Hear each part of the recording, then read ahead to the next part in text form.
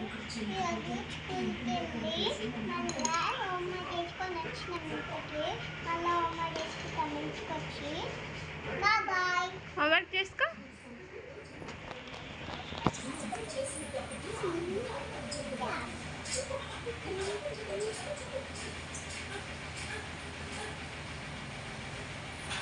Very good.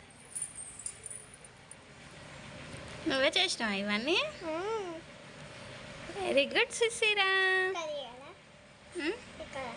ఇది class వర్కా? ఇది హోంవర్కా?